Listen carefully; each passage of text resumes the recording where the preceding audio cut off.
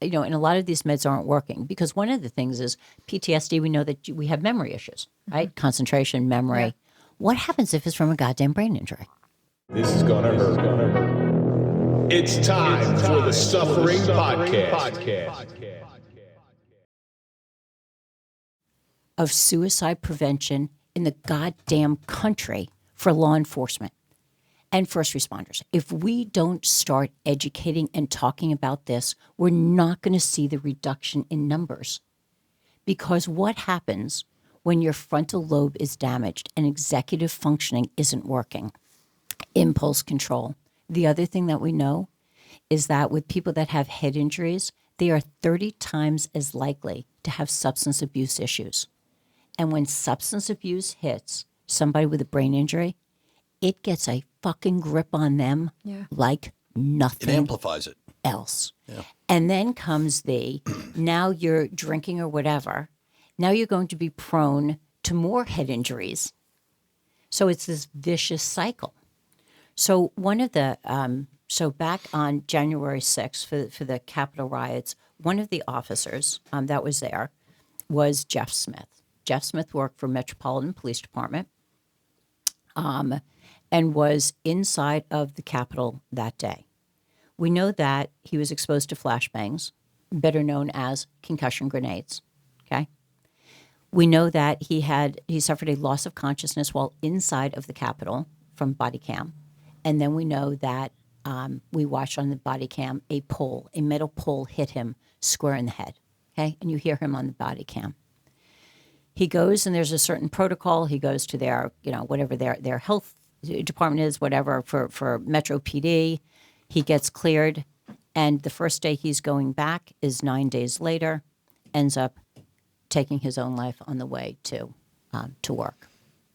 So his widow, Erin, who's incredible. So I spoke to her because I was talking to Karen Solomon, and Karen's like, you need to talk to this woman, Erin. So I end up having this incredible conversation with Erin. And what we know about post-traumatic stress disorder is it cannot be diagnosed for 30 days post-incident. However, 9 days later, He took died. his life 9 days later.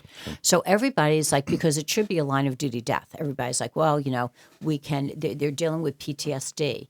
And she's like, I don't want my husband necessarily to, for people to believe that he died because of post-traumatic stress disorder, when the truth is the autopsy showed that he had a fractured skull.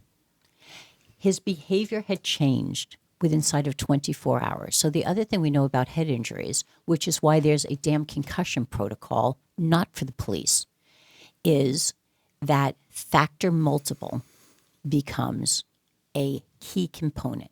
So if you do not let your brain rest and heal, and it sustains another injury, you're at factor multiple. So now it's not like having, 2 concussions. It could be like having 10 concussions. And this continues.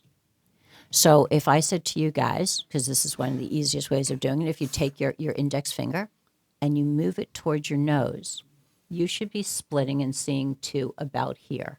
Most of my guys in my practice are splitting about here. They are anywhere between a foot to 18 inches.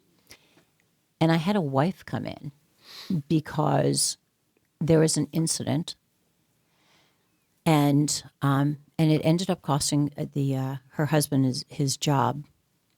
Except I didn't know this back then. This is years ago, and thank God I have a good relationship with patients and past patients. And I said to him, I need you to come in. I need to do a concussion intake on you. He had played contact sports. He had boxed.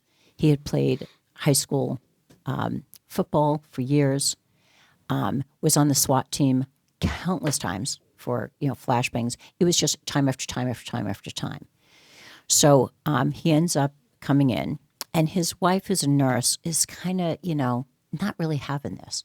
And so I did this, And so he's out to here, and he's like, okay, it's 2. And she's like, honey, you're not hearing her. You need it when you see 2 of your pointer fingers. And he's like, I hear her. I'm here. And she just started bawling because she realized as much as she wanted me to be full of shit, there is an issue. There's an issue, yeah. Yeah. And there's a theory behind it.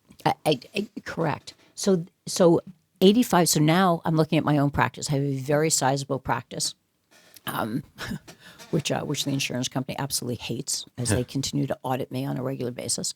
And so 85% of my practice, I have ended up referring to a neurologist because psych meds aren't working, because impulse control is there, because different meds now come into play. I think psych meds are temporary relief, aren't they? So it's actually I just been schooled on this. We've taken them, but nobody really knows why you take them. You give it, the protocol's antidepressants, anti-anxiety, but it dulls the amygdala.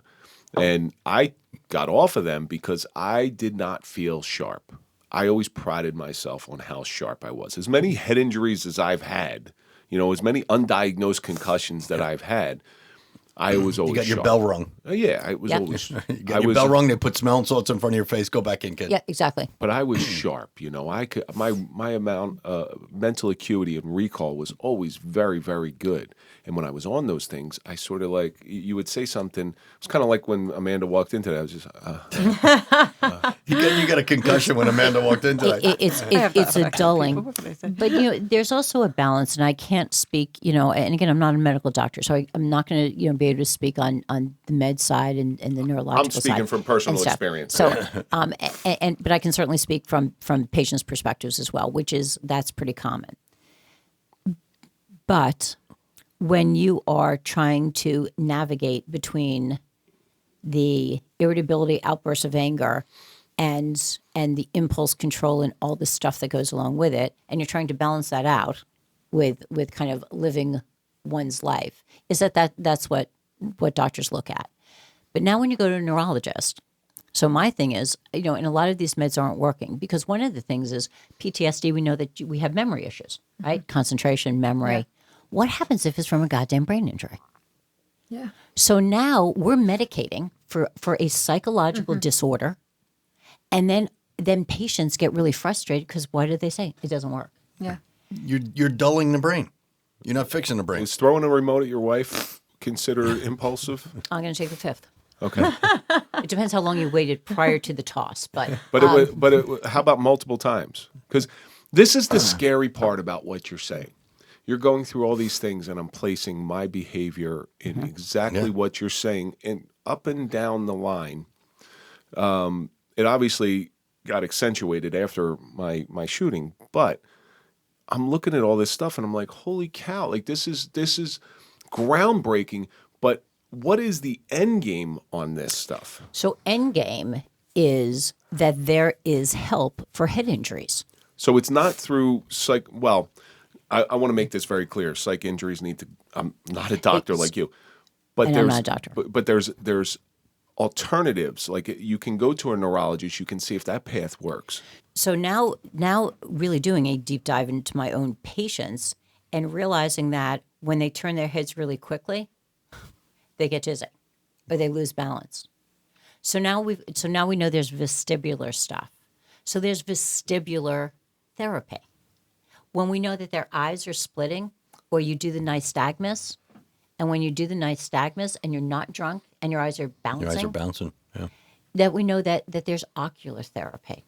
So we treat symptoms. CTE is the same. You can't diagnose CTE until the person's dead. It is only done through pathology. So, period. But people need to understand that there's no magic to this, but what we know is symptoms. And when I lecture, I put up literally all of these symptoms. Well, is that the theory behind EMDR? Yep. Now that's great. So let's go with EMDR. So what is fascinating to me? Let me explain what EMDR is first. yeah, So go. EMDR is you have so I've heard. Allegedly. So it's like you have a panel of LED lights and you have two controllers in your hand while the therapist is talking. Remember this. The lights are going back and forth. And I'm not sure exactly how it works. I thought it was a lot of what I like to call hippie medicine. But I'm finding out more hippie medicine is more based in reality than traditional Western medicine a lot of times.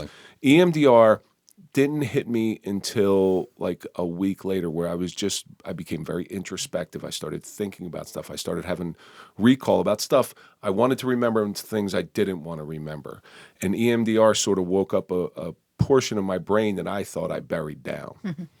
So now I'm going to give you probably another better concrete theory of EMDR. And I just read an article on playing Tetris and how that's supposed to, be able to do, with PTSD or whatever else. What are these doing? They are stimulating and activating your frontal lobe. That is therapy. That is cognitive therapy for brain injuries. So if people have brain injury, they should play video games all day?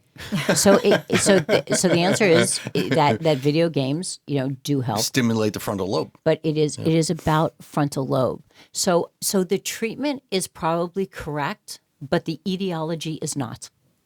So how many people did a concussion? I think probably everybody in here has been in therapy.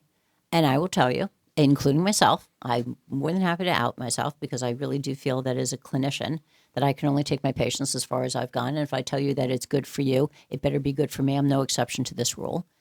But I have never had anybody ask me about concussions, ever. Because it was never You never linked them. Yeah, nobody ever led me down that path to say that this is even a possibility. Yeah. The first time I heard it was you sent me a couple things, but one of the articles you sent me, I'm like, wow, this makes a lot of sense. But see, a concussion is considered like a thing of the past, right? Oh, I had a concussion when I was 10 years old. So the brain, but nobody looks at the long-lasting effects of that the concussion. brain keeps score. Yeah. The brain people don't score. Yes. And so in my intake, I actually go after how many times that you've had these different concussions or non-concussive hits, and loss of consciousness or not loss of consciousness. So I will tell you in the NFL that 3 confirmed concussions, 3, they start talking about retiring you. So we launched the first research on head injuries in Texas. Texas Municipal Police Association said, we'd love for you to do this. I don't know if you deal with them down there. Just an amazing group. We're going to get together on this one. And so TMPA said, we care about our members. So and we care about mental health. They've known me and they said, we think you're onto something. So check this out. So of the people that answered the survey, okay, and had confirmed post-traumatic stress disorder, so a mental health professional had diagnosed them, that over 87% of those that have been diagnosed with PTSD, 87% had 5 or more concussions. Keep in mind, we retire the NFL after 3. 50% of the people that were diagnosed with PTSD had 15 or more concussions. Oh my God. Well, I mean, that's... It's like I said, I'm finding this is like a revelation. I've had 4 or 5 confirmed concussions playing football my whole life. But like I said, you got your bell rung so many more times. So, and it's not just bell rung. So every time, so what has the NFL changed? The NFL has changed training. So you get 0 contact training before season. The season 0. starts. Yeah. You get 2 during training. Because how many times are you actually in the game? That compared to the amount that you train. Now think about cops. Think about the trainings. We need to start figuring out if we want to see the reduction in suicide rates and these diagnoses. Because the other thing we found, and this fascinated, so there's this research team, and one of the researchers, I know that you've got Leader on your thing, so I co-founded the Leader. I co-founded Leader when I was up in Boston. So the head psychiatrist there, Dr. Beth Murphy, is also on the research team. So what we found that was so fascinating was that this seems to be going in both directions. So follow this. You've had no concussions, okay? And now you have this traumatic event, okay? And you're able to deal with this traumatic event. However, 2 years later, you're in a car accident. And now all of a sudden, the traumatic event that you had 2 years ago, all of a sudden, you are reliving it. It resurfaces. Correct. Yep. And the opposite is also the case. So now I had a traumatic, I was exposed to, I played football and all of this. So I had, multiple concussions. I had non-concussive hits. I've had the repetitive head injuries. And now I'm exposed to this traumatic event. And it is on steroids. That this is just wreaking havoc. So we are finding that it is going in both directions, which is so incredibly fascinating. And that's something that we didn't expect to find. Because like you said, the brain keeps score. The brain keeps score. I mean, that makes so much sense now. Here's why this is so important. Because you cannot fix a problem until you know what the problem is. Mm-hmm. We just know that suicide is out there, post-traumatic stress is out there. That's what we know. Right. Right? But we really don't know what the problem is. And this is posing an unbelievable question that I could sit here and listen to you all day. I really, really could. I do have a question for you, though.